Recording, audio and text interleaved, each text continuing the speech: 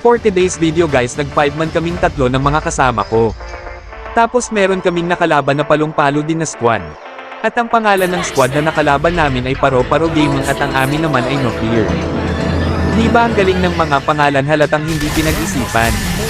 Kami ang nakakuha sa first blood kasi lumalim yung Aurora kaya napitas namin. At dito guys, muntik na akong mapites, buti na lang andito si Aurora. Tapos umuwi muna ako. Dumiretso agad ako sa turtle kasi pang second turtle na ito nakuha nila yung unang turtle. At nasetan kami ng tank nila. Pero hindi ako patatalo, tignan nyo ang ginawa kong set. Set na pang MPL.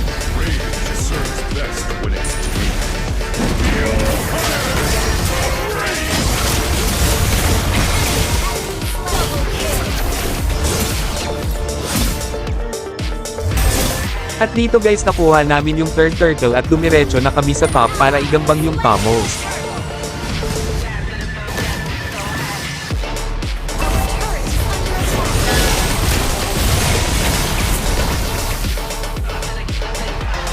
Tapos dito first lord, kuha nila kasi wala kaming core at that time. Tapos grabe yung core nila guys, saktong-sakto pumasok ito, tignan nyo.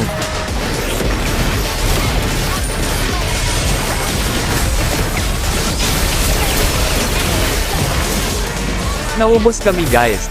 Pero hindi kami patatalo, tignan nyo ito. Ilalabas ko na ang pinagbabawal na combo ni Menator.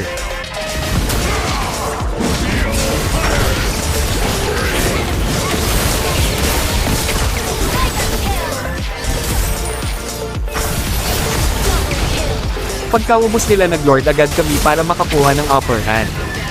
Kaso meron din pagkakunat ang mga hero nila kaya hindi namin naubos agad, pero all goods, nakuha naman namin yung second lord, nakapitas pa nga kami ng tatlo.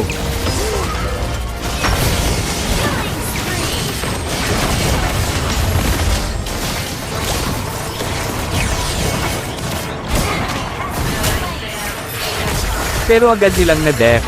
Dito guys, third lord na to. At tamang zone lang tayo. At may biglang nag-set kaso medyo atat siya mag-set kaya na 5-man set ko sila. At nakapitas kami ng tatlo sa kanila. Kaso meron kaming nagawang pagkakamali, which is ang pagustuhan naming ma-end agad.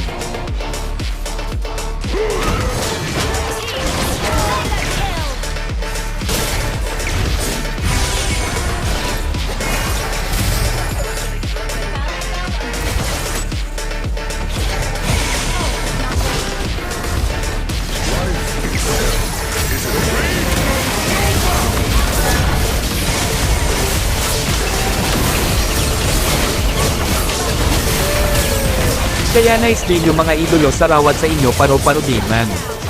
Sana makatapat pa namin kayo sa susunod na game.